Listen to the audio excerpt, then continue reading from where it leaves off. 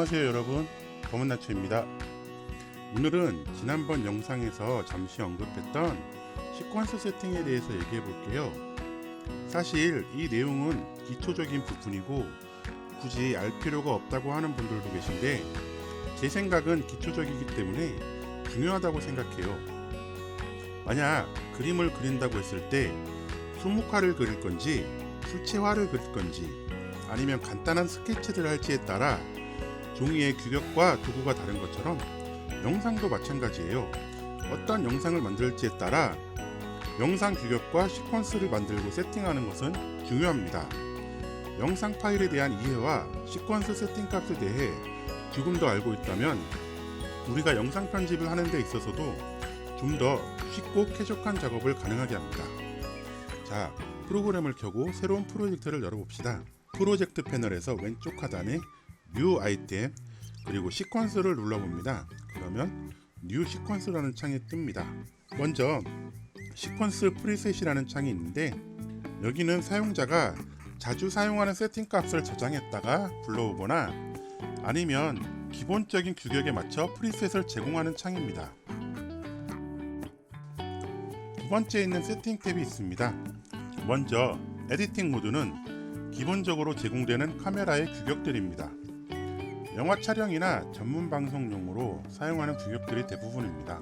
보통은 커스텀으로 설정해서 직접 지정해주면 됩니다. 타임 베이스는 프레임 레이트를 설정할 수 있습니다. 영상이란 여러 장의 정지된 사진을 연속적으로 보여주는 것을 말하는데 1초에 몇 장을 보여주는지를 알려주는 게 프레임 레이트라고 합니다. 예를 들어 60프레임 레이트라고 하면 1초에 60장의 사진을 보여주는 영상이 되는 거죠. 여기에도 종류가 10프레임부터 60프레임까지 종류가 많습니다. 보통은 우리나라에서 표준은 방송은 29.97 또는 30프레임, 영화는 23.97 또는 24프레임을 많이 사용합니다. 짧은 영상 같은 경우에는 그냥 30프레임, 24프레임을 그냥 사용해도 되지만 영상이 길어지게 되면 비디오와 오디오의 싱크가 맞지 않는 경우가 간혹 생기기도 합니다. 그 이유는 조금 복잡한데 흑백TV가 처음 나온 시절 브라운관의 모니터 주사 방식은 60Hz를 기준으로 만들어졌습니다. 이것은 모니터가 1초에 60번을 깜빡이는데 각각의 주사선을 홀수와 짝수줄로 나누어서 절반의 프레임을 60분의 1초마다 즉 완전한 하나의 프레임을 30분의 1초마다 구현을 하게 됩니다. 이렇게 초기의 브라운관은 그 구조적인 이유로 30프레임에 맞춰서 리프레시하게 되어 30프레임이 표준 규격이 되었습니다. 그러다가 컬러 TV가 생기게 되면서 기존의 흑백 영상 신호에 더해서 3.58MHz의 컬러 신호를 추가하는 방식으로 개발이 되면서 음성 신호가 아주 약간씩 밀려나게 됩니다.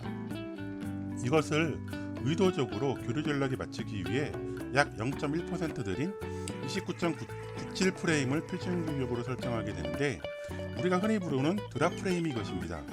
25프레임과 50프레임에는 드랍 프레임이 없습니다. 이것은 유럽이나 호주, 남미 등 국가에서 사용하는 PAL 방식의 규격입니다. 그 아래쪽은 비디오 설정이 있는데 먼저 프레임 사이즈는 해상도를 설정하는 것입니다. 1920-1080의 해상도라고 하면 가로에 1920개의 픽셀, 세로에 1080개의 픽셀로 이루어진 화면이라고 생각을 하시면 됩니다. 픽셀 애스펙트 레티오는 각 픽셀의 종횡비의 설정값입니다. 픽셀이란 화면을 구성하는 최소 단위로 기본값은 스퀘어 픽셀로 되어 있는데 이것은 정사각형의 비율을 말합니다. 특별한 경우를 제외하고는 요즘은 대부분 스퀘어 픽셀로 지정을 하시면 됩니다.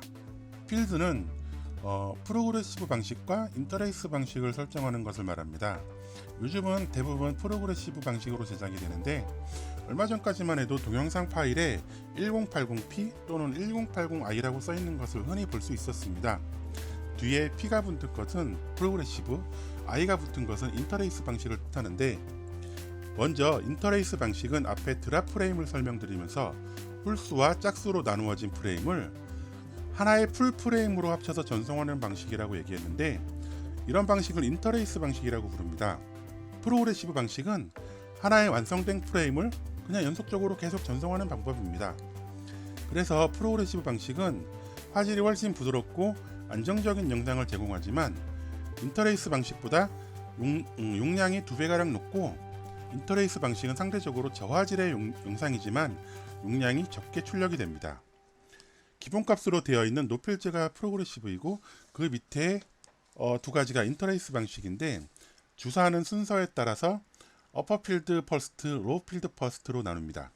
컴퓨터 사양에 따라서 인터레이스 방식으로 편집을 하고 출력할 때는 프로그레시브 방식으로 출력을 할 수도 있습니다.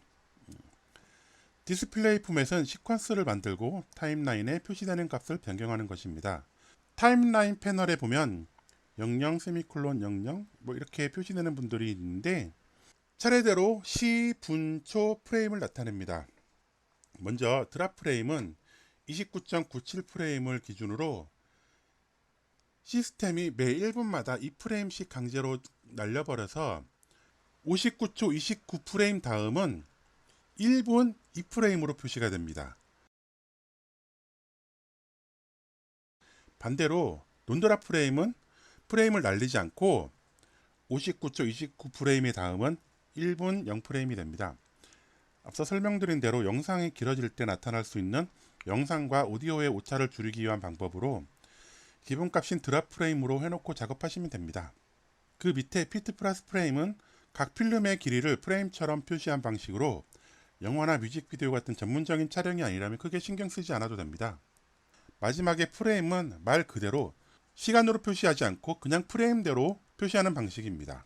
오디오에서는 전 영상에서 뉴 프로젝터를 만들 때 설명드린 것과 동일하게 오디오의 샘플레이트와 오디오의 시간 표시 방식을 설정하는 것입니다. 비디오 프리뷰는 비디오의 포맷과 코덱 크기를 설정합니다. 말 그대로 프리뷰 옵션이기 때문에 미디어 소스와 일치시켜야 합니다. 맥시멈 비트 뎁스와 맥시멈 렌더 퀄리티는 프리뷰의 비트 뎁스와 렌더링 품질을 설정하는 것인데, 특수한 경우가 아니라면 켤 필요가 없습니다. 컴포지트 앤 리니어 컬러는 그라데이션처럼 색상을 혼합할 때 밝은 부분은 더 밝게, 경계는 더 또렷하게 만드는 효과가 있습니다. 컴퓨터 사양이 좋거나 하지 않으면 굳이 켜는 것을 권장하지는 않습니다. 그 옆에 트랙 탭은 타임라인 패널의 비디오 트랙과 오디오 트랙의 초기 개수를 설정합니다. 기본은 각 3개씩 설정이 되어 있는데, 어차피 나중에 작업하다가 트랙이 더 필요하게 되면 트랙 영역 위에 마우스 오른쪽 클릭해서 애드 트랙을 눌러 더 늘리는 게 가능하기 때문에 굳이 설정할 필요는 없습니다. 마지막에 VR 비디오는 VR 영상을 편집할 때 사용하는 것인데, 아직까지는 VR이 대중화되어 있지 않기 때문에 프리미어 프로 자체에서도 많은 옵션이 없습니다.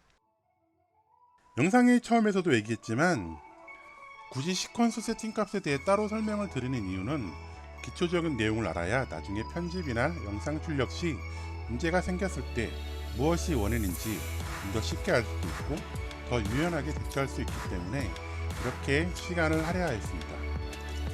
아무쪼록 도움이 되기를 바라며 다음 시간에는 더 좋은 영상으로 찾아오겠습니다.